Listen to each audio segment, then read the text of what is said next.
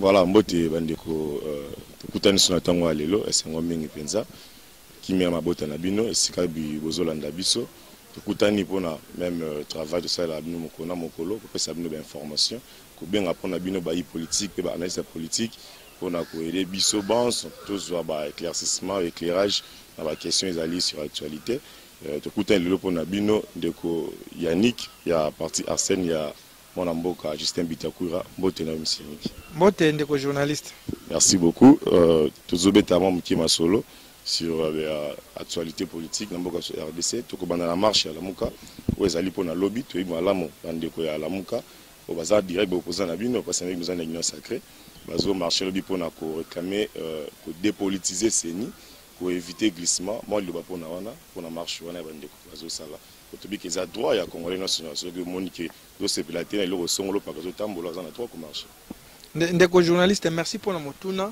Je crois que c'est une question importante. Ngai de Nati, je suis un homme de principe. Nous sommes sous le régime de l'information. Donc, bandeko la muka lokola ba komela qui gouverneur, en principe, gouverneur fallait avoir acte et puis encadrer marche. Mais je suis aussi de ceux qui estiment que ceux qui gouvernent à mon circonstances et je permettre il peut demander aux organisateurs de reporter marche parce que bah, circonstances, par exemple, comme menacer Mboka et permettre à organiser, comment on peut dire, à permettre marcher les Kamalam. Mais c'est cette question aussi, il faut pas manifester. Liberté à manifestation publique est consacrée dans la Constitution.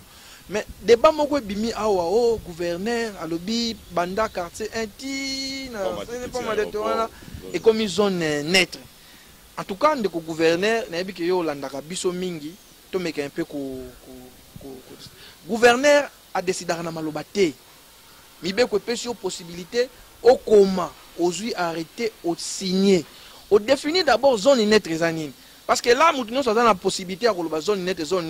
Mais pour permettre que Bisso intellectuel, Bisso bateau to landaka maramboka, to pe sa point de vue na marambo sali, il faut comment? Soit arrêter les gouverneurs ne s'expriment pas, tu prends une décision politique, non. Aux autorités politico-administratives, il faut prendre un acte administratif, l'arrêter. Quand on est au Kotanga, on a une zone nette et ça vraiment. Comme ça, tu vas battre, tu contredis yon. On a décidé zone nette. Non. Je crois que le quoi est à Maloba. Tika bandeko ya Lamuka va marcher. Du reste, Lamuka, Martin Fayel ou ce ne sont pas des leaders. Déjà incapables de mobiliser. Voilà ceux qui vont mobiliser même 3000 personnes à Kinshasa. J'ai même à couper. Ce qui vont pas marcher. Bakosa les côté. Tout ça une forte mobilisation. Tant on sait que le boko na courir un risque. Donc journaliste, on ma casse na français. Forte mobilisation. C'est pas possible. Seulement la média ne va le bénavo. Ba information. En fait opposition et média, il y a des opposition, il y a son, il y a honte. Faut pas ça na terrain. Aux journalistes investisseurs qui dans la terrain au monde bango zo musale au salam. Au moment là mutu ayeko marcher longwe na mutu kana e banda na ville passe avant dans la fada nous aketi na quartier akelu ka batu ba marcher c'est pas ça un leader est déjà batu bazali et puis ba obima na base quatre coins ya kin en tout cas ndeko gouverneur azo rendre mauvais service na bato union sacrée tika bango ba marcher ba la sabotaou na bango bosoni na bango na miso batu ils sont déjà incapables de mobiliser. Moi je vous dis mais ils ne seront jamais capables de mobiliser 3000 personnes. Non, mobiliser. Fayoul. Opposition à TV. Opposition à TV. Si terrain bazin est l'autre côté, si terrain bazin est l'autre côté, Congola ça les longs marches. Encore faudra-t-il savoir quelle marche. Marche oiseau senga dépolitisation à Séni. Na Congo, na besoin de quoi. Bah tu vas comme éviter qu'on réfléchir. Au moins, l'idée n'a pas de lobby de politisation. Il y a communicateur avec beaucoup de sérieux sur la TV, sans même réfléchir, sans même qu'il y ait des politisations à ces années. Dépolitiser Zoloba, Kolongola, et là, on y a un caractère politique. Or, na mission ya Seni, organisation ya l'élection, c'est une mission essentiellement politique. Donc, ceux qui sont dépolitisés Seni, aux gens qui Seni et Koufa. Sous d'autres, c'est une chose à rater. Nous avons participé à la conférence constitutionnelle et belé, il y a des pays africains, il y a des pays qui comment la Séni, place nous sommes à Sénat, Commission électorale nationale autonome. N'a plus d'autre Séni parce qu'il y avait crise de confiance entre les Balde. Donc, les institutions, les leaders politiques créés pour répondre à un besoin politique. Et donc yo l'idée politique de politiser c'est neza soni na éviter so bazo tanga to ba tanga lisute. Donc ba congolais ba kende na marche wana te les pays des gens au kende total bango ils ne seront incapables de mobiliser même 3000 personnes. J'ai même à couper.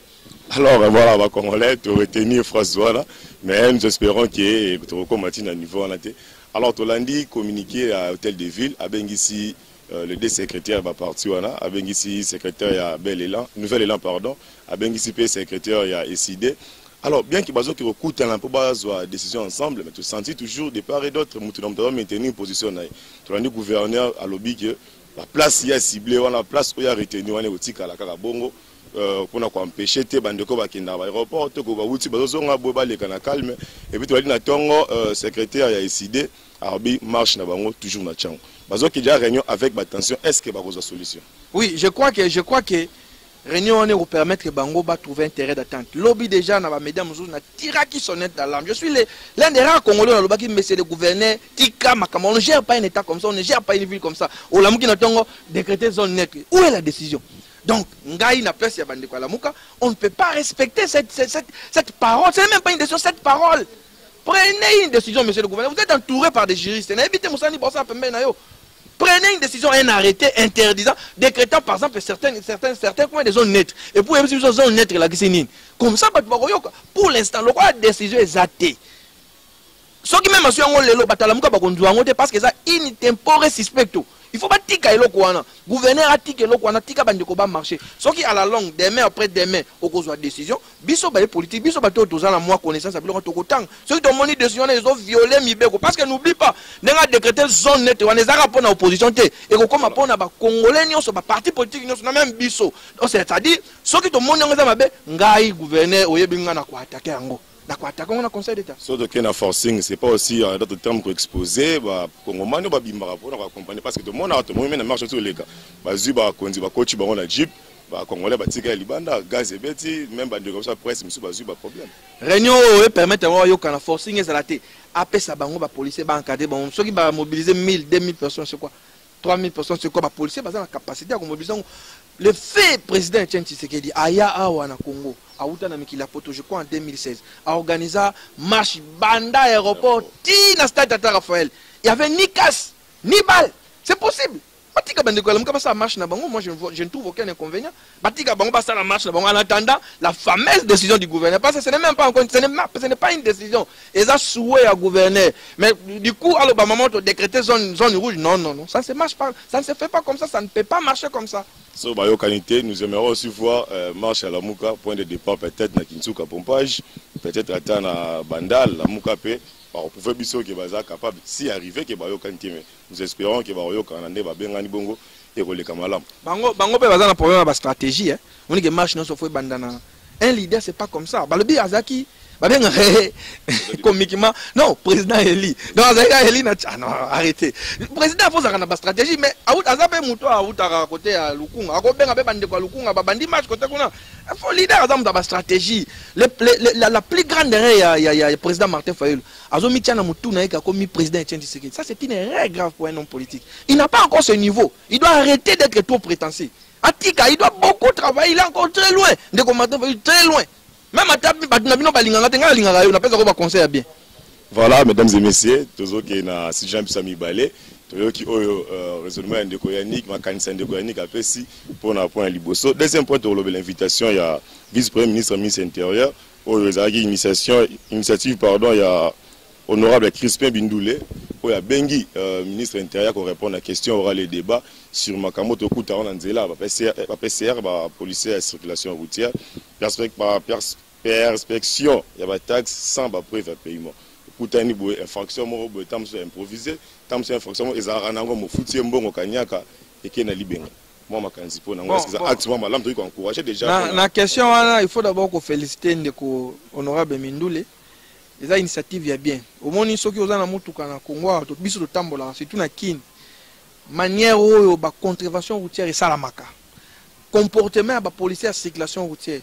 Vous vous posez des questions. Oui, que même quand on a l'Ikambotali, qu'on fout par exemple, droit, kangio, au fout à mandinayo. Parce que au Kumbaki Mabe, sous d'autres essais, est généralement bon et belé. Mais biso, le problème est l'organisation.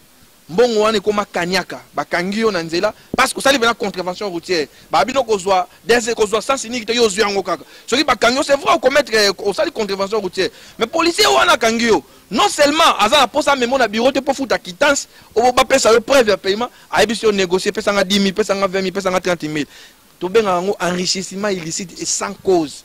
Donc, il faut le ministre expliquer. Est-ce qu'il n'y a pas, au niveau du ministère intérieur, une vision là, dans ce sens-là, bah, mais un peu qu'on réfléchit, bah, qu'on canaliser un bon. Parce que, bah, infraction, s'il faut dire, bah, infraction, c'est qu'on mettra au jour, les jours, ça va volant chaque jour. Le soir, on a un autre temps, on a un on a biso, chauffeur, communément appelé dessin 7. Bah ouais ouais, blo basaka nanzela c'est inacceptable. Mais apparemment tous allez na mboka o ndenge ba congolais ba loka bana bana. Roulage abi pesanga mo loko pesanga bino bato bozana logique surtout ça ba moni o tchemo eloko na bino wana ba vokola ti mo veste. Et puis wana mta logique akoki jamais ko le kawana. Il faut ba meka pe ko benga ayebi sa biso. Et là on y est ça maka vraiment mbongo wana kendaka wapi et puis est-ce que ba sanctionner bango parce que to ko mi tuna ba question mais mbongo wana e kendaka wapi sanction est-ce que landaka est-ce que sanction landaka. C'est tous les problèmes, il faut que la réponse. Après, la réponse n'est pas un peu. Cause il y a soins zaganine, ils ont faute de formation, de suivi, il y a des gens qui ont raté, ou encore cause pour vivre vraiment comme nous, tout le monde en a policier, la cagnac la cause principale. Cause, il y a plusieurs causes. Au moins, et là, il y a un problème, il y a formation. Aux yeux roulage, aux yeux chauffeur, il y a un code de la route. C'est vraiment ça le problème. Il faut pas mettre un peu qu'on forme. Et puis deuxième cause, c'est la pauvreté. Il faut dire que c'est vrai, je ne justifie pas l'acte de la pollution, mais combien mais ils sont payés combien pour pas mettre un peu qu'on surmonter parce que sur Kangyo très souvent ils ont des sollicitations. À Kangyo mon bureau yo muto ba Kangyo comme ba 50 000. Bon muto aza na nzala tika ki mwana obela. Qu'est-ce qu'il va faire? C'est vrai, on ne peut pas justifier la corruption, mais il faut la continuer, on ne peut pas mettre un peu côté la salaire des policiers, pas mettre un peu au bon sango, pas rééduquer les chauffeurs. Au moins, on peut pas tambola, biso to vraiment temps qu'on voyage ou que na ya libanda. Mais c'est pas possible même na Rwanda au kumba mutu kate. Bando na biso kumba mutu kato mona mutu kumba mutu kada ba la mukina tongo azata na carte rose. Azana mukanda mo côté. Azo respecter ba bandi, azana banda ko koma na bandi wana. Azo c'est pas possible. Et curieusement, vous voyez même des autorités de la République violer le code de la route. Bazo so ba sans sinistre, bazo beta ba gironfa. Ce n'est pas possible. Tout ça mbogani. Alors tant que bazo mona ba kondi bango ba osala ngo sans cynique. La population peut kolanda. Donc il faut que le civisme, il faut qu'on éduque batu. Qu'on éduque batu et puis qu'on ça l'effort qu'on fout à bande ko malamu to résoudre les problèmes. Alors ba solution ko ça net nini pour éviter système à beaucoup banki on. Il faut ba caméra par de la surveillance. Na boulevard nyonso tout rosal net nini pona ko parce que mbongo wana ndiko ko bande bandela tango zo kota na libenga ya l'état na suka pe to ko mona moi ba résultat nango sur terrain et ils ont bénéficié quand même. Mais faut pas être trop prétentieux. Ba caméra de surveillance oui na 2016 je crois président Kabila à l'époque du gouvernement mais quand ça ba caméra de surveillance oui son non. Je crois que le problème est là, il faut d'abord conscientiser la population. La caméra c'est bien, mais maintenant on travaille pour la caméra, c'est ça. Il faut d'abord conscientiser la population. L'une des recommandations, conscientiser la population, conscientiser les policiers. Vous savez que Mboka ceux qui sont honnêtes, ceux qui sont sérieux. Sans cela, à mécanisme. Le premier problème, c'est l'homme, c'est l'individu. Qu'il soit politique, policier, population, bisognos, tout ça a un problème. Et tout ça a un problème en moralité. Merci beaucoup. Tu as un élément à Souka. Proposition et loi, on est pour verrouiller quelques postes. Poste mot phare, il faut convoyer des pères et des mères. Un communiqué est tombé hier. Loi wana ça jugé irrécevable le bureau d'études on va saluer l'étude d'union sur abi ça irrécevable réaction bon encore une fois la limité yo journaliste na monene tomber na erreur wana na moni ba intellectuel et belé des gens que je respecte ba tomber na erreur wana ba lobi o loi wana ba jugé ngo irrécevable na bureau d'études d'assemblée c'est inacceptable pour na ba intellectuel. Il faut d'abord définir une nature juridique il y a bureau d'études d'assemblée nationale ngale nazo solo na yo awa naza chercher un droit constitutionnel et parlementaire. On a travaillé dans le texte belé, puis on a travaillé dans le belé. Bureau d'études dans le parlement, sur le monde des alars. C'est un organe technique. Il y a coupé ça à vie pour na ba texte ou proposition de loi avant que na bureau de l'Assemblée nationale, bureau d'études il faut ameka. Donc le bureau d'études n'a pas compétence de rejeter une proposition de loi. Non, le bureau d'études ne rejette pas. Fait des avis, par exemple, net loi Noël, il y a une Noël Tchani a déposé via les députés Tchingpoulou. Ce qui, par exemple, les dispositions moko et violé Mibeko, bango barossa la avis et considération. Ba pesi président et Assemblée nationale, bureau. Et puis, ba réserver copie na auteur et la proposition là. L'auteur a la possibilité à retirer loi wana, à qui a bandé li ko déposer. Donc on n'a pas rejeté batika na moni ba journaliste ba député ba ko énervé wana, ce n'est pas possible. Le bureau n'a pas compétence de rejeter. Non non, de déclarer l'irrecevabilité non. Parce que limitara na kosala ba vite technique. En réalité, na bamboka moi nazaki par exemple en Afrique ici, na Parlement on a travaillé biloko ils ont beaucoup plus, ce sont des spécialistes. Bateau baebi logistique, bateau baebi makambi ya mibeko bataraka, ce ne sont pas des politiques. Mais biso peut-être au moni moi dose politique eza mingi, mutako vanda na kwa na ye ayebo bakche wana akomi kopesa mais en réalité d'une manière générale, ça va vie technique, pour permettre le président ou bien bureau de l'Assemblée nationale pas une idée. Est-ce que, mais déjà, Noël il y avait une possibilité à retirer l'autre, mais il y avait des fautes de la logistique. Moi, je l'ai vu. Faute, il y a logistique. Dans mon histoire, faute, il y a français. Et puis, j'ai dit, est-ce qu'il n'y a pas moyen de retirer tout, mais qu'il retravailler? Bon, c'est vrai. Mais cela ne peut pas occulter le débat sur le fait que comment faire pour verrouiller l'accès à la présidence de la République. Moi, je suis de ceux qui estiment que les lots, les conditions où ils ont ça, comme candidat président de la République, ce sont des conditions beaucoup plus souples. Un moutako a 100 000 $, comme candidat président de la République. Non, il faut rendre ces conditions rigides, beaucoup plus rigides même. Parce que être candidat président de la République, pourquoi le président de la République, il faut pas non. Alors, si comme président de la République, dans la constitution de c'est en fait la clé de voûte de toutes les institutions. Institution, mon côté, au travail, madame, le président de la République a bonissé ma camboté. C'est en fait ça le régime, dans un régime semi-présidentiel. Donc, il faut tout mettre un peu qu'on réfléchisse. Donc, débat, c'est vrai. De quoi qu'on contacte d'une manière de nous tomber qu'on retravaille. Mais, il faut qu'on rende beaucoup plus ma condition et beaucoup plus rigide, beaucoup plus dit parce que nous devons la candidat président de la République dans un état. Est-ce que le bureau d'études doit influencer la position du chef de l'État, l'interview à Kordagin de Kamso Marius Mbunga, est-ce que c'est important, il faut qu'on ait des pères et des mères pour diriger Mboka? Même pas 48 heures, bureau d'études a mis communiqué. Influence, il y a président, tout bon va travailler. Bon, moi je ne sais pas s'il faut dire Isaki influence. Na uchoye biso awa, ezakaka awa te na mboka. C'est na tambo na ba pays africain belé ezali et puis même en Europe, le bureau d'études ezali en principe les organes techniques. Ceux qui bazaki influencé, je ne saurais le dire, mais en réalité, ceux qui ba recaler en gros, ceux qui ba pesi ba vie là dans le sens contraire, ba sali musala malam parce que ngapé na détecta qui en bien avant et j'ai demandé au président Noël Tchani de retirer la loi si possible, la proposition du député pardon, pas Noël Tchani, les députés Tchingpoulou, de retirer cette proposition, de les retravailler, on ne perdait rien. Mais on donnait l'impression, c'est comme si pour régler des comptes à un individu. Voilà pourquoi, même Batoua Kawana, Babosani, habité que bureau d'études de Koki, ko jugé irrecevabilité à l'ouate. Bureau d'études, j'ai vu même des intellectuels, il y a une déclaration Moïse Katou, Bakoy, Nalibunga, peut-être une émission, Barolanda, corriger aux Alamalam, c'est pas bien. Voilà, merci beaucoup, M. Yannick, pour la Bako Pessibiso et Abanderoso Balandayo. Micro na yangoyo, caméra za liboso na yo. Moi, conclusion, na nesto solo le. Merci ndeko journaliste. En termes de conclusion, na bisa ba congolais, vous s'abonner belé na chaîne ya Doudou Montiri, baza ba journaliste professionnel.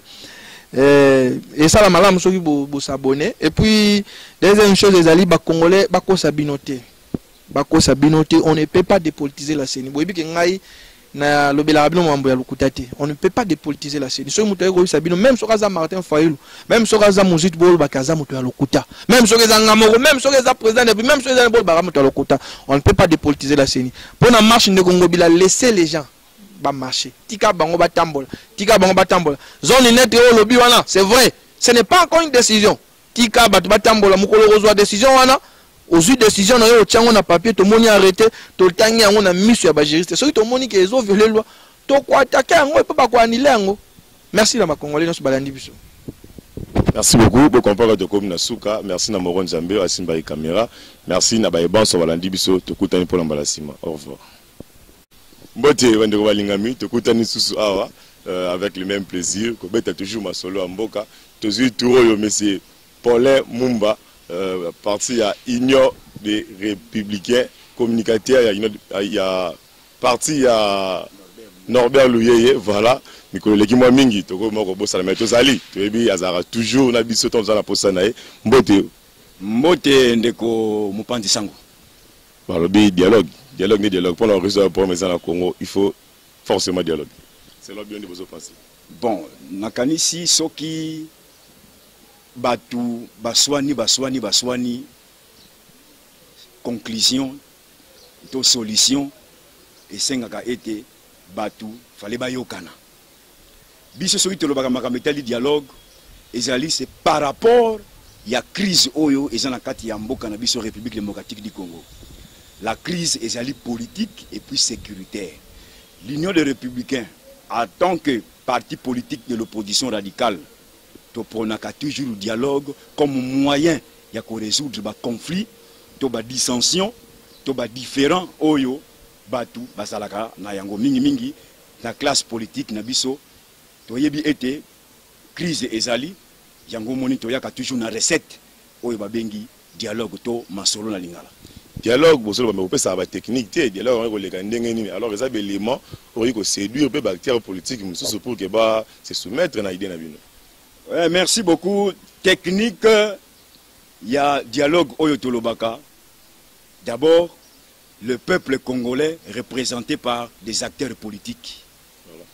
Acteurs politiques yebi ils ont un acteur politique mon côté à ignorer crise au mboka.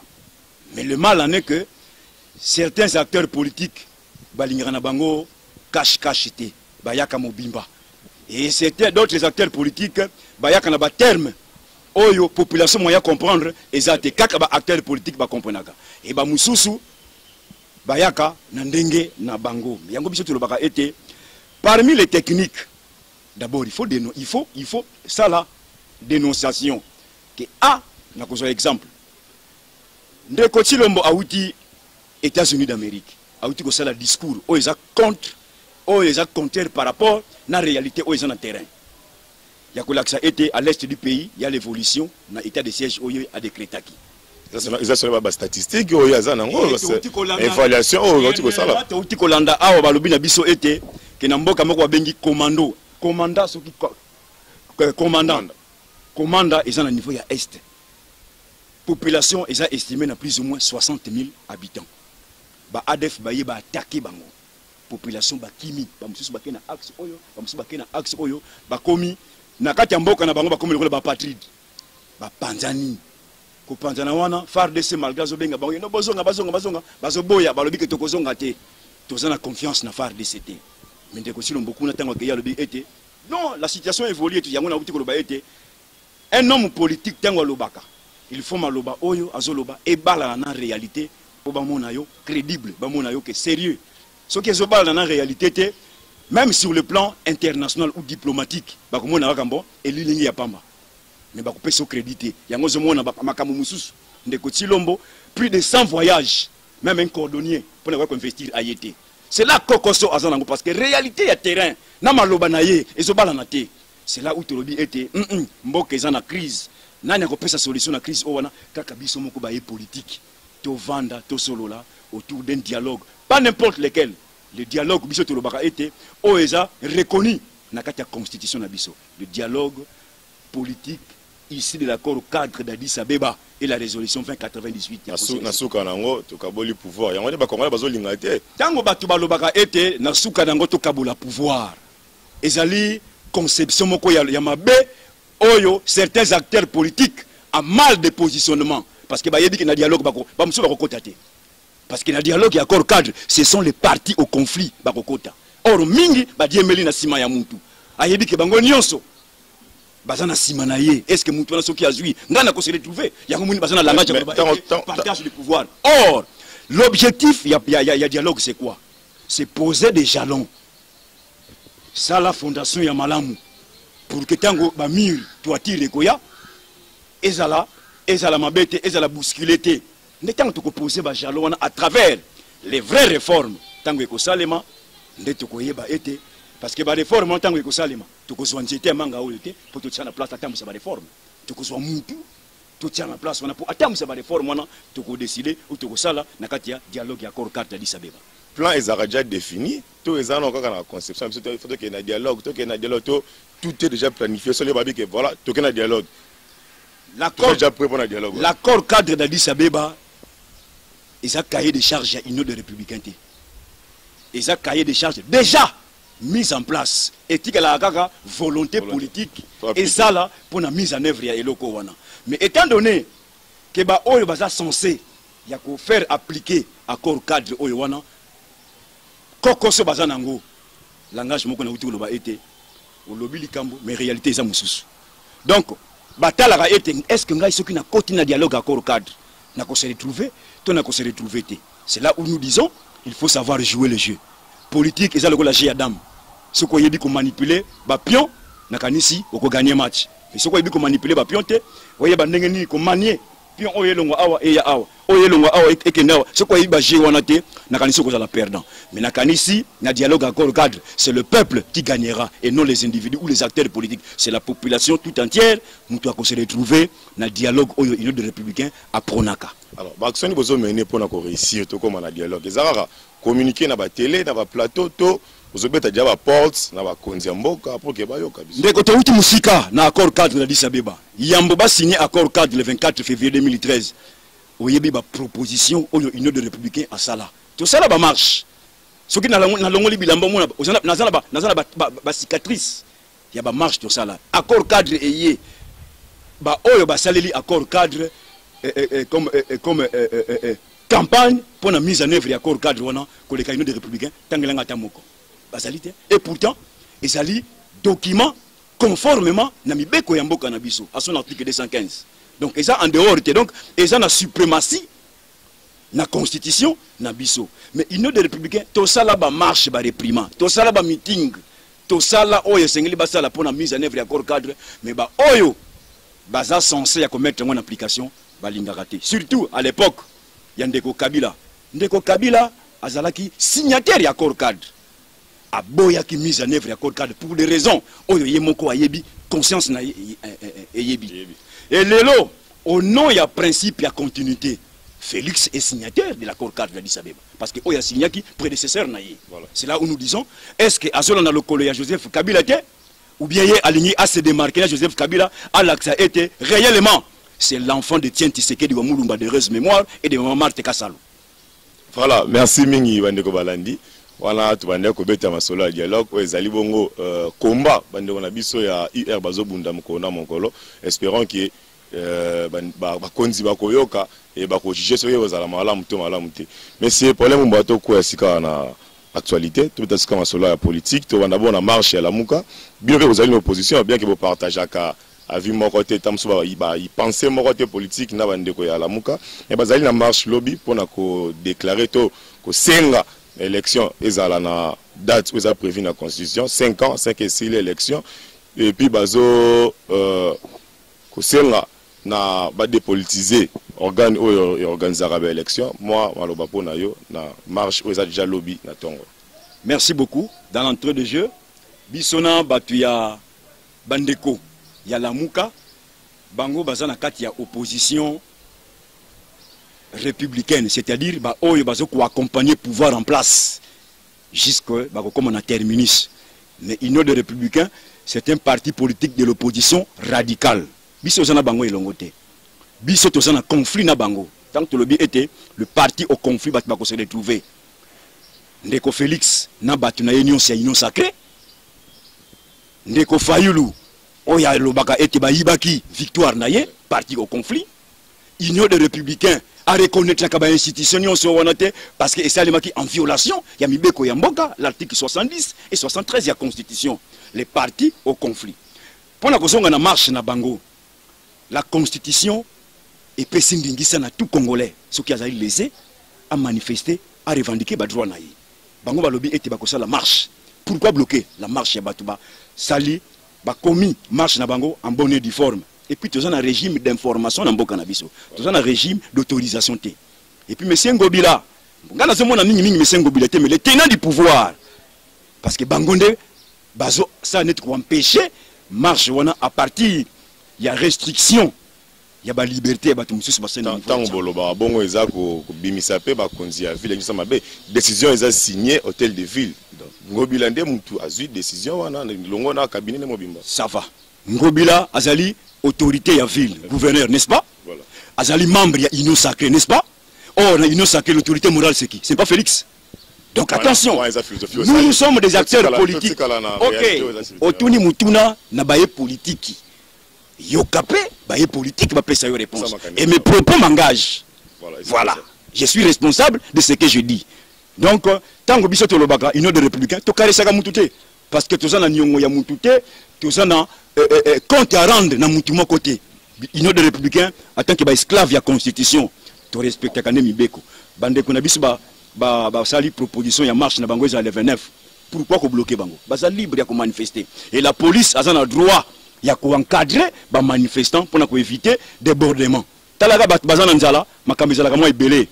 Parce que pas si tu considères que non, tant qu'on négocie l'envoyé, peut-être moins souplicité que Kozala. Mais tout le monde que la situation ne fait que s'empirer. Yango Tolobi était bateau balingi basa la marche na bango, la police a le devoir à travers Ngobila après ça ordre na niveau ya ndeko na yeka songo ou azali na makamita sécurité ba encadrer ba manifester wana pour éviter des rapages. Toko bête appelle solo, il y a mesures aux acquis prises dans l'hôtel de ville. Kobanda aéroport Yanjili, si n'a pas matété, manifestation monté politique, marche monté pardon, il y a la politique Salamakuna, également la centre-ville, gouverneur a payé raison à Biba, ambassade des Zana, bureau ya premier ministre Zana, Biba bureau d'autorité Belé Zaliwana, Borgité que ça manifestation place wana. Makansi il y a monsieur Paul Mumba. D'abord je condamne mesure Owana. Et puis tant que a lobby était nazui décision à travers un document, dans Maloba, sur le plan verbal. Donc, Maloba wana biso to condamné yango. Asala mukanda et comme la loi namboka na biso keno oyo nyosa linga sala marche alonga asala wana na tiangute asala ngo pe na gombete ezala comme loi na niveau ya mboka. Mais tango ya lobby était assemblée provinciale azali ba traité yango et comme mibeko ya mboka na biso. Mais tango ya lobby était batu basala marche kunate à partir ya aéroport tina rond-point et palotina pont matete. Bon, c'est des faux fuyants.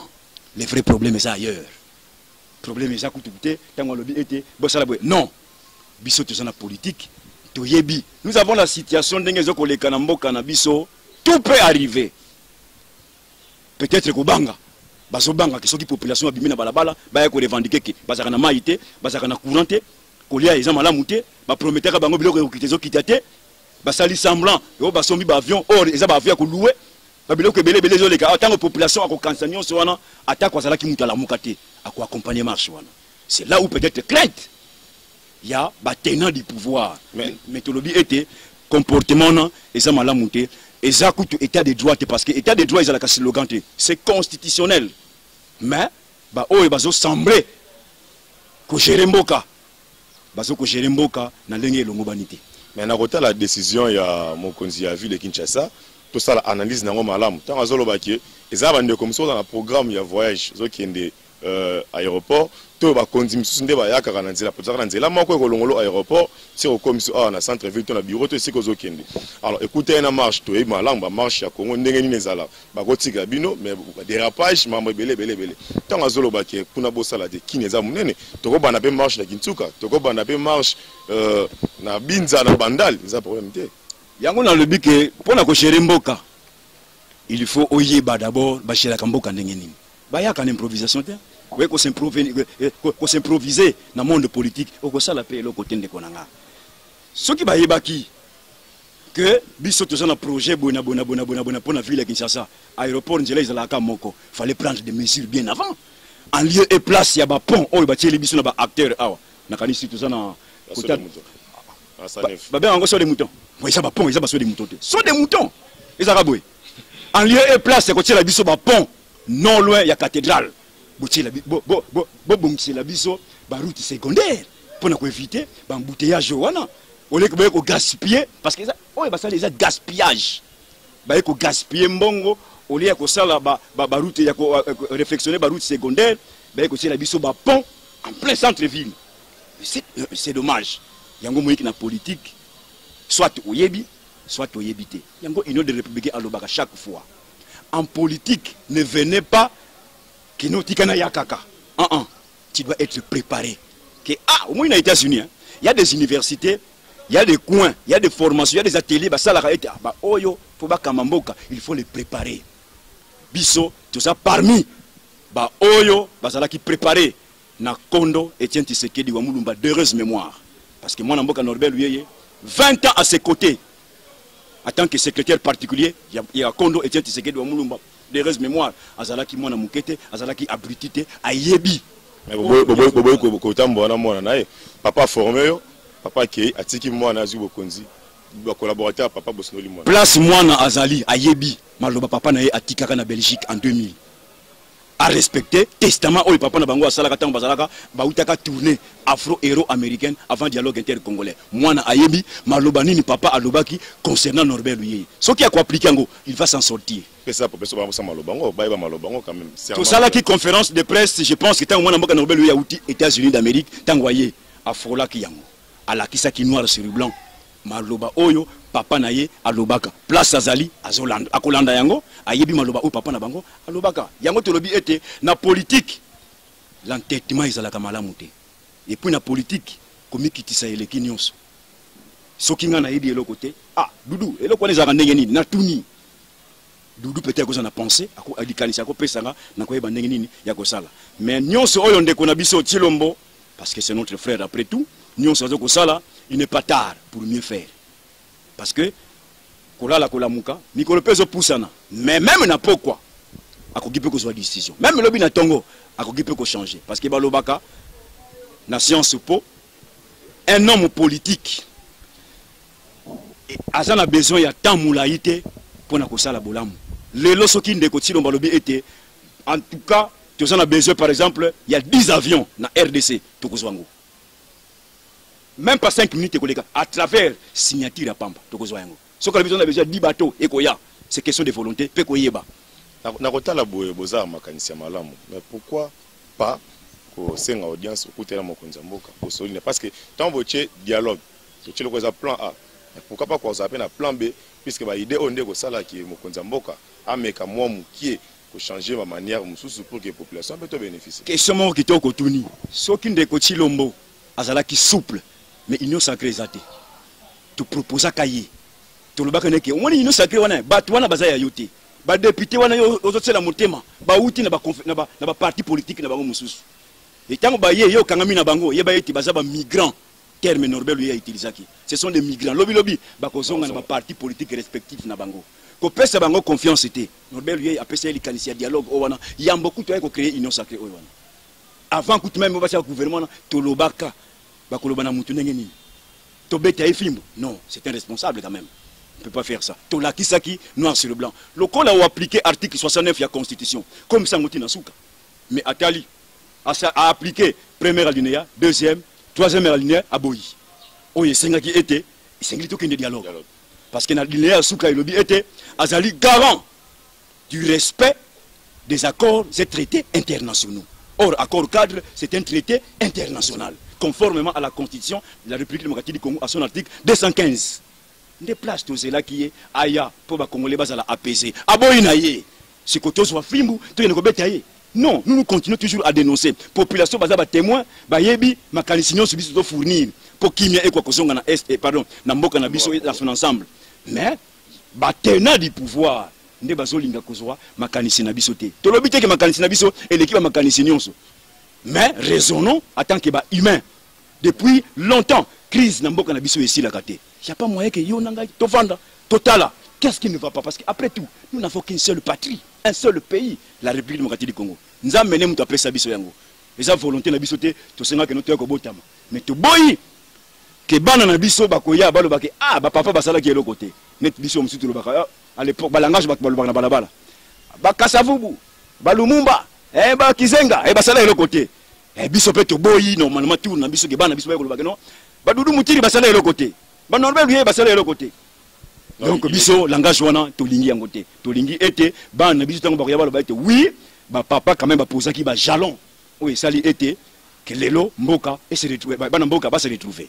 Merci beaucoup monsieur Paul Mumba na makanisi zo pesa biso to ke ne bongo na sujet mususu. Il y a proposition à loi aux aguilles déposée par honorable Ntingi Pululu. On a que c'est un poste mususu. Il y a un poste mususu stratégique. Nambo na biso a verrouillé avant aux en accès kuna faut à congolais des pères et des mères.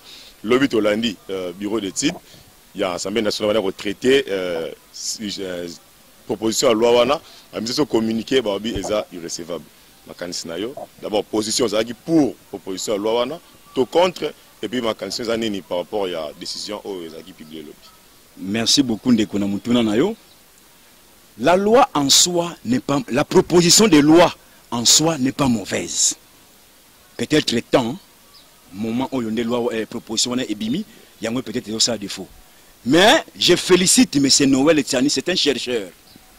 Pourquoi? Parce que tant qu'on a tangi préambule il y a proposition de loi naïe, na tangi makamusu ezana kati. C'est conformément à la déclaration de Norbert Luyeye en 2004, 2005, 2006, 2007. C'est là où j'ai dit que c'est un chercheur. Avec touché, point Moussous, Norbert Luyeye, assis à Loba, parce que poste, il y a président de la République. Et ça poste à ma sécurité. Il faut verrouillage quelque part, il fallait Ezala. Mais peut-être tant où il y a Ebimi, il y a des opposés, problème. Tant où il y a à cela qui proposition de loi au Wana, à Pessina honorable, Nsingi Pululu. Nsingi Pululu à côté ici. Loi Wana, Bandima Kiango, enregistré. Bah, PCP, réponse que oui, loi Bakota Lango et tout ça. Mais Tolandi na session d'ouverture, il y a session septembre, Mbosso n'a pas dit qu'on a rejeté. Mbosso a lobby était, ils ont dit priorité, mais ils en a kati. Et puis, tant balobi que commission technique, on a balobi était. Mais observation au bango bakosala ba signifier ndeko Noël Etiani ou bien ndeko Mpungu Nsingi Pululu qui était là ba observation na biso to sali yango ce qu'il faut qu'on amende ko toiletter yango a ko toiletter mais la loi en soi eza mabete puis ba obazo se précipiter ko ba été ba rejeter yango non ba lingera kongote ba rejeter ka eloko na maloba te c'est par la voie administrative. Écrivez-moi au Komelingate, au Salinga observation, on rejette. Ce n'est pas comme ça que. Il y a en amont, la politique, soit au Yebi, soit au Yébité. Ce qu'on Yébité, il faut apprendre au Yebi. Et surtout que la politique, la classe. C'est ça l'avantage. Il y a Moutounionso, il y a quoi politique. Pour moi, quand c'est politique, il faut aller à l'université. C'est faux. La politique en soi, la classe. Il n'y a pas une université étant politique. Mais science politique, oui. Parce que moi-même, je fais partie, je suis un politologue. Mais la politique, il y a une classe.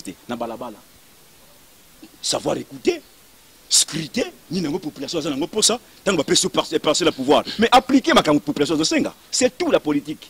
Net matiti za ao. Beaucoup voter la loi qui prochainement au dorénavant matiti bakoiko ko boka ngol susu na pemene banda côté. Il faut un endroit bona boy. Bo sali loi éthique ali libela. Ça il faut aller à l'école. Ba tambola makolo.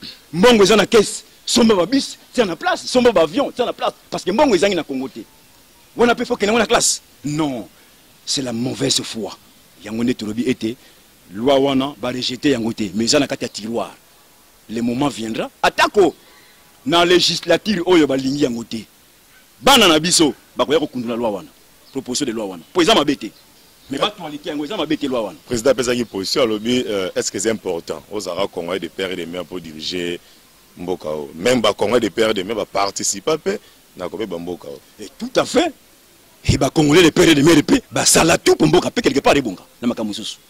Donc, alors, parce que l'Union sur une table ronde, sur la biso indépendance, je ne vois pas. Demi Dakar, Tangilanga demi Dakar, Bomboko, Kassavubu, Kizenga, Tangilanga demi Dakar, mais ça l'a tout. Congo sur indépendance. On est amabé. On a des connexions sur le bien côté. Fallait après ça fait référence qu'il y a des demi Dakar Moussous terre oiseau utilisé. Il y a des demi Dakar Moussous parce que Moussous passe bien abusivement loi ya congolité. Et ça loi ya congolité. Mais terre mais peut-être qui n'ont pas comprendre demi Dakar. Demi Dakar tant on lobby que demi Dakar Moussous soupé et congolais de père et de mère Moussous bomisa pe mboka. Oui, demi Dakar Moussous soupé. ce qui n'a tangelio ba réalité mususu il y a bradage ya ba minerais ya RDC okomona bato belé ba demi Dakar bakobima na makambo sali na mboko poka ka justice et ça na ngana munoko mais ce que ça sur le plan pratique je ne vois pas bato oyo ba circuler librement place de bango na boloko mais état de droit ngo te loba ngo katika to loba malin ba ko matina donc bon peut-être bazo c'est là mon mboka Norbert a continué à pousser machine pour que l'état de droit wana ezalaka 20 montées ou bien un simple slogan mais ezala effectivité sur le terrain donc le but était en bref bana mboka oui ba mususu babomi mais ba mususu babongisi ngana zwika exemple tous ceux qui ont participé na table ronde tangela ngai soki Lumumba zalaki demi Dakar baloba mais Lumumba a travaillé Kasavubu a travaillé Kim Bomboko a travaillé Kalonji a travaillé pour que la RDC ezwa lipanda en 1960 isaki bakambo demi Dakar de kuna isaki makambo ya mboka bande kona biso bazo souffrir photo bunda to bimsa mboka na biso na bungo tuzaki nango lelo ce qui bayembaka indépendance tchacha c'est à travers des pères et des mères bakeneki nani Belgique donc kotwana mutu moko ta ko kakolango voilà un peu le kuna ngolo bana alors de passage avant de clore sujet oyo mon amboka Norbert Uyeye aza konga des pères et des mères oui mon amboka Norbert Uyeye tata na maman basa ba congolais ye moko abotami awa akoleli awa makambo nyonso se presse sali yango awa donc côté wana commentaire mingi ezate mais il n'est pas dit que bademi Dakar baza na importance c'était non baza utile na kati ya mboka bako rendre peu ba service loyaux na kati ya mboka mais fonction ya président de la République là en tout cas il faut verrouiller côté wana en tout cas il faut verrouiller mais ba poste mususu na cause exemple ya gouverneur à l'époque ya Californie Arnold Schwarzenegger un grand star azalaki pe na makoki nyonso ya ko pesa candidature na niveau ya présidence mais étant donné que abota makunate na Autriche bakasaki donc par exemple les légion ya ko lakisa été na ba poste mususu gouverneur zona yo y a pas de problème ministère zona yo mais président de la République na ko pesa moi exemple moké lelo la République démocratique du Congo a supposé que son président lelo il y a un Rwandais ou bien un Burundais ou bien un Ougandais à la tête et que la RDC makambo essaye na niveau de frontière et tout ça faut déclarer la guerre dans le pays owana et que président wana a une nationalité ya kuna croyez-vous à côté la banane Congo ou bien mboka na bango on a mutema na ende voilà donc merci beaucoup tango lobi ke mutema na ye merci o ma ozana bolingo pe azo dire balobaka boye entre frères et amis le choix est clair voilà à côté la bande qu'on a yé ou bien à côté là ba camarade na yé donc eloko on a pu photo yé bango biso na IR to lobaka polele makambo ndenge ezali to karesa ka mutu te parce que to lia ke pa na bango te to landaka pe mutu na simate ke mon frère sala biso boy sala biso non to combataka système ndenge to créer la parti jusqu'en ce jour mais to comment peuple congolais bazala kimia l'union des républicains arrive président ne estimé par exemple à Rwandais guerre par exemple biso a na côté kuna sûrement côté aza garant ya nation ça toujours effort à protéger mboko azokamba voilà merci beaucoup mais question moi muké makanisi mo muké nazara nango poza la justice poza la IGF par exemple poza la ba service belé au aza à côté surveillance mais pourquoi kaka bolo baké mutso aza libanda 50 demi Dakar net au loba communément à travailler bien alors que ce qui travailler bien justice ça qu'on rattraper ceux qui passent avec détournement il fait ça qu'on rattraper mon frère justice en soi ezali mais justice moko corrompu justice moko à double vitesse justice moko médiocre dans le sens que ceux qui ont un avantage à X beaucoup de politique à intervenir ceux qui ont des avantages à Y au la politique à Kanyima Boko. Ce que moi j'ai un avantage il y a Z politique à intervenir. Ce qui est un avantage il y a politique à double vitesse. Lelo, c'est là où l'Union des Républicains parle de réformes. Nakati accord cadre et ça nakati. La réforme structurelle des institutions parce que mboka na biso ndeko ndenge ezaboy avec ce système to ko avancer te to kende nulle part na système oyo. Mais ce qui te revoir le système, parce que Ming Bakansaka, Norbert lui a Bundisaka individu. Norbert lui n'a rien à voir avec les individus. Mais nous avons un problème avec le système qui a longtemps gangréné les Congolais. Heureusement que la communauté 13 avait compris la lutte menée par Norbert Luyeye, président national de l'Union des Républicains et allié, que Batu Oyo Bazana Makanise Malam, né Ayaki na document Wabengi, accord cadre d'Addis Abeba, dans résolution 2098, pour résoudre crise politique et sécuritaire au Katiamboka, pourquoi pas au niveau de la région de Grand Lac. Parce que crise wana ndeko ekotika la kosi la tena manduki. Pour na kocha kimena este kuna na manduki toko kangote. Parce que la guerre et outi musika. Faut qu'on songa mwasima avec quelle armée on peut mettre en place pour pas que nous bunda na est du pays basi sabitumba owana. L'armée en soi est infiltrée par des étrangers, des Rwandais, des Ougandais, des Burundais, des Tanzaniens, bref, la police, les services de sécurité.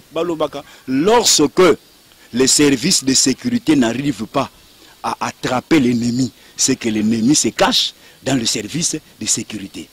D'où Mayele, pour paraphraser cette phrase, avait dit, le ver se trouve dans le fruit. Un général, à son temps, à Yebaka, qui n'a qu'à armée, ceux qui vous a infiltré, peu importe le plan, pour ça là, pour tout attaquer l'ennemi, donc vous tourner à rond. La communauté internationale a compris que déjà erreur au bango basalaki, c'est par la voie pacifique. Nous avons un accord cadre de l'Addis Abeba, la résolution 2098, que l'Union des Républicains a commis ça cheval de bataille dans le document. Parce que la communauté internationale a signé le pays à région, a signé la RDCP a signé. Donc, le meilleur moyen ou la meilleure façon, il y a aussi sa crise c'est le dialogue politique global et inclusif issu de l'accord cadre de l'Addis Abeba et la résolution 2098 du Conseil de sécurité. Merci beaucoup, Vandeko Balandi. Tokombo Nasuka, Toko Pesa, M. Paul Mba Mikronaye, à Salara, résumé, il y a maïman sorti que sur là. Merci beaucoup, Ndeko. Nalobi mo mingi, mina ko résumé mo muke, ya ko laksa ete mboka eza na kokoso. Kokoso oyo, mutu moko akoko pesa nango solution te. Ezo ko senga ete ba Congolais banso à travers la classe politique bakora ko sangana pour ba pesa solution na maye ezo koleka na mboka na biso. Depuis longtemps, moi mboka Norbert Luyeye, président national de l'Union des Républicains, abanda ki kopesa ba proposition oyo wana. Outa création ya Union des Républicains le 28 novembre 2003. To banda ki ba proposition oyo wana. Comme en 2013, la communauté internationale a saisi l'opportunité. Il y a Bitumba, il y a Mboka Norbert Luyeye, président de l'UR.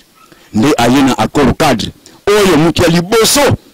Il y a signé et c'est là qu'il y a Joseph Kabila au nom du gouvernement congolais. Et puis, il pays à région, so balingi biso awa, ba signé qui document oyowana. Document wana et l'obi était et sengeli ba congolais ba vendre autour d'une table. De façon interne, pour résoudre les différents oyo bazanango. Pour faire face na ba pays oyo bazoko agresser biso. Oh le pays oyo bazoko agresser biso, ils sont connus. C'est le Rwanda, c'est l'Ouganda. Ba porte-parole ya armée, ba oyo ba tina état de siège, Gilles Ngongo. Bango moko ba passer biso information que oui, tozoko bundana ba Rwandais awa. Mende kona biso Tshilombo, s'hasarde d'aller signer des accords opaques na bandeko oyo bazoko agresser biso en lieu et place pour déclarer la guerre na batu oyo wana azoko signer ba accord na bango. Bon, c'est sa façon de faire la politique. Mais biso to lobi ete nzela wana ponaki et ko pesa litomba te na ba congolais azonga na nzela ya mwana mboka Norbert Luyeye qui est son frère parce que bango mibale bazala ki bana ya Congo Etienne Tshisekedi ya Lumumba de res mémoire. Moko azali fils biologique, moko azali fils adoptif. À se souvenir na testament. Il y a 2000 ans, en Belgique, après la tournée afro-euro-américaine, il y a moins de Moka, il y a Kondo, Etienne Tshisekedi de Lumumba, de res mémoire, non Norbert Luyeye, non Maman Nabiso, Mate Kassalu, Tshisekedi. Donc, biso moko, tu es capable de faire sa solution, mais question, il y a volonté. Et là, comment on est basé sur le Tshilombo à s'impliquer dans le document Owana. Na candidat aux États-Unis, ce qui a suivi Kokosé Kokutana, na Joe Biden, c'est parmi. Ou le premier point, et ça, il est na Joe Biden. À ce niveau, il y a ministre des Affaires étrangères, tu secrétaire d'État, ne a rappelé Kimia aussi Luka, parce que ma cambozo que nous Luka, na niveau de Joe Biden, et c'est ma camba Kimia. Mais le cas ça oyo, te pesa kabino, mon colonie ne beaucoup appliquer, pour Kimia écoute na mboka na bino. Yon zelo zo kende yangote, yango que Joe Biden, abonani secrétaire d'État américain, aboye ko pesa nzela. Nandekotilo akuta na Joe Biden. Ne yango monique déclaration to interview ou tiko salande ko na biso Marquis soki Marlis wana na niveau des États-Unis. Ce que tali Imer na c'est quelqu'un qui était déçu par rapport ya koboya koyamba na niveau ya parce que si on est alagini akuta na Joe Biden a étalé makambo nyonso. Mais ba pesier opportunité wana parce que kokoso ezali na lokasa aux États-Unis d'Amérique a télémela qui bon appliquer pour qui n'est quoi kokota na mboka na bino pour na grand lac à l'ingité. Donc à ce qu'on dans le colo oyo ndeko Kabila le colo boya qui ko appliquer pour les raisons oyo moko yebi ndeko si on peut alinga dans le colo wana non ye azali mwana ya mama Marthe Kasalo azali mwana ya Kombo Etienne Tshisekedi de Mulumba de Reste Mémoire azali mwana abota mena Kinshasa azali congolais a kota na kati na ye moko à l'intérêt général, il y a des Congolais. Savon lobby, il y a les coques qui ont 200 francs, le lait comme 500 francs. Donc la situation ne fait que s'empirer. Crise passe et côté makasi. Donc, situation est à monter. Azana mon, il y a Koloba, pour nous ça, intervenir dans le lobby, à profiter de la proposition de l'Union européenne. Il faut un dialogue et quoi que ça les mains. Bah, vous avez qu'on appelle. Attaque autant dans le Lubumbashi, à Bengisaki, il Kondoso.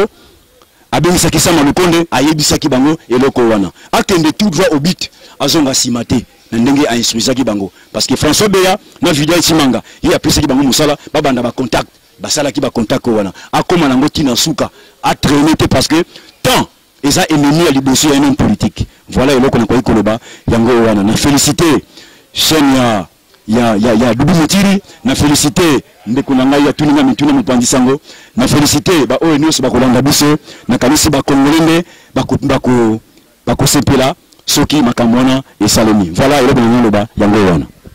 Merci beaucoup ndeko balandi bo comprendre que comme na suka ya entretien na biso to yambaki bongo communicateur ya UR monsieur Paul Mumba.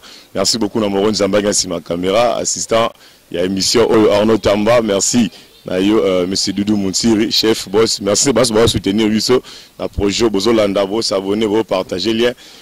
Mon vieux, ma chambre Moukoussou Dida Bungu, pharmacien, le prospère dans le cas Sita. Merci Nabilan sur